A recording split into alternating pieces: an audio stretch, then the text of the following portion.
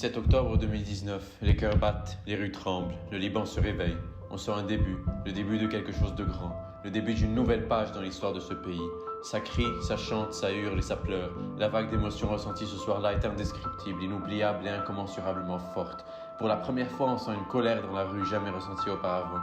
Il y a dans les yeux un désir de renouveau, le désir de bâtir une véritable nation libanaise. Ce qu'il n'y avait pas dans les yeux ce soir-là, c'était le chemin difficile et douloureux qui mènerait à la construction de cette nation et l'année noire qui attendait ces hommes et ces femmes en quête d'espoir et d'une vie meilleure. Les 2 premiers mois, la révolution était belle. Elle prenait même des allures de kermesse, de foire géante. Beyrouth, Saïda, Tripoli, tout le monde était au rendez-vous. Tous les jours, la place des Martyrs était un lieu de partage, de musique, de joie et de bonne humeur. La contestation s'agrandit de jour en jour. Les routes sont fermées, le Liban à l'arrêt. Mais personne ne s'en plaint. Au début, tout le monde est convaincu et prêt à arrêter de travailler pour quelque temps, pour le bien de leur pays, pour la cause qu'ils défendent, qui était la cause d'une vie. On se rappellera longtemps cette chaîne humaine du nord au sud, Libanaises et Libanais, main dans la main, sans savoir qui vient d'où, qui aime qui ou qui croit en quoi. C'est ça, le Liban dont on rêve tous. Les 2 premiers mois de la Révolution nous ont fait vibrer. Nous rêvions et avions cultivé en nous un espoir jamais ressenti auparavant. On se rappellera aussi de cette première victoire, le 29 octobre 2019 quand le gouvernement démissionne. La rue est en liesse, effectivement c'est une incroyable victoire pour ce mouvement, commencé 12 jours auparavant, qui réclame maintenant la formation immédiate d'un gouvernement de technocrates indépendants et compétents.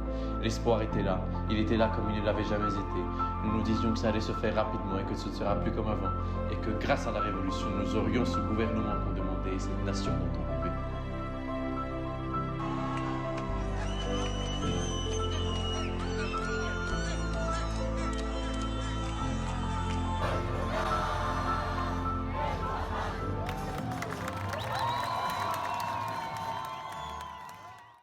« 2020, une nouvelle année, l'inconnu et les questions qui viennent avec. Qu'allait réserver cette année au Liban? Allions-nous continuer dans cette sublime lancée d'octobre? Pour beaucoup, 2020 allait être l'année du renouveau, l'année qui marquera l'histoire du Liban à vie. Ils avaient bien raison sur ce dernier point, sauf que 2020 marque l'histoire du Liban comme l'année la plus sombre qu'aura pu vivre ce pays dans son histoire.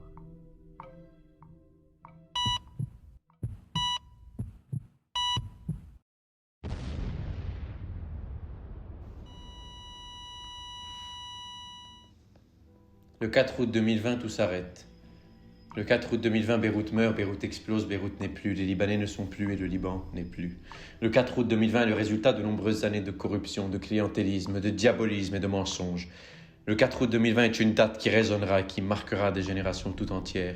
Le 4 août 2020 est un désastre, une honte pour le plus beau pays du monde, une honte pour son peuple. Le 4 août 2020 est un cauchemar pour chaque famille qui a perdu un proche, une maison ou une vie. Le 4 août 2020 rend la fermeture d'une plaie déjà béante encore plus difficile. Le 4 août 2020, j'ai vu ma ville se détruire sous mes yeux. Je me suis demandé dans ce qu'étaient les plus longues 10 minutes de ma vie, où étaient ma famille, mes parents, mes amis. Le 4 août 2020, j'ai perdu tout espoir dans mon pays et toute envie d'y rester. Une semaine après l'explosion, la rue se déchaîne, mais les contestations ne prennent pas grande ampleur. Les Libanais sont fatigués. Ils se réveillent chaque matin pour beaucoup sans toit, sans argent et parfois sans famille. Plus personne n'a le souffle. Ce souffle du 17 octobre 2019, date non lointaine, qui semble pourtant être à des années-lumière. Sans trop vouloir parler politique et sans trop vouloir leur donner de l'image, je ne peux m'abstenir de faire part de ma haine contre ces quelques têtes qui ont fait du Liban leur terrain de jeu, leur terrain de bataille, leur casino.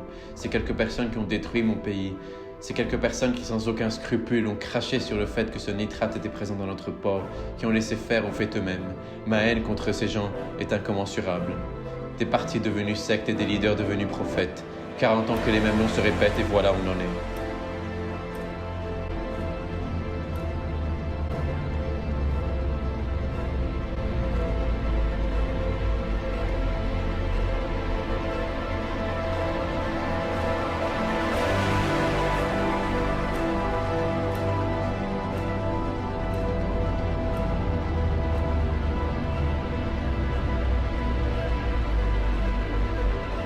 Pendant trop longtemps, les plaies du Liban étaient fermées avec de simples pansements et restaient donc fragiles et vouées à la fermeture. Aujourd'hui, je compte sur nos jeunes, je compte sur mon peuple, le plus beau peuple du monde. Le Liban est le plus beau pays du monde grâce à ce peuple, mais je n'y vis plus. Je me demande si un jour j'aurai envie d'y rentrer, d'y travailler, d'y construire une famille. Je l'espère. Je ne perds pas espoir et je crois en la révolution. Je crois en ce qu'elle défend et j'espère qu'elle aboutira à quelque chose de concret. Loin des crimes, de la pauvreté, des explosions, j'espère aussi que ces criminels réaliseront qu'ils ont fait assez de mal à ce pays et qu'il est temps de laisser cette nouvelle génération de patriotes prendre la relève et commencer la construction d'une nation, d'un état de droit, d'un vrai pays. Le plus beau pays du monde qui ne mérite pas tout ce qui lui arrive. Le plus beau peuple du monde qui ne mérite pas tout ce qui lui arrive. Pas à pas, ce pays se relèvera et pas à pas nous arriverons à construire la nation dont on rêve. Je vous remercie. Vive le Liban et vive les Libanais.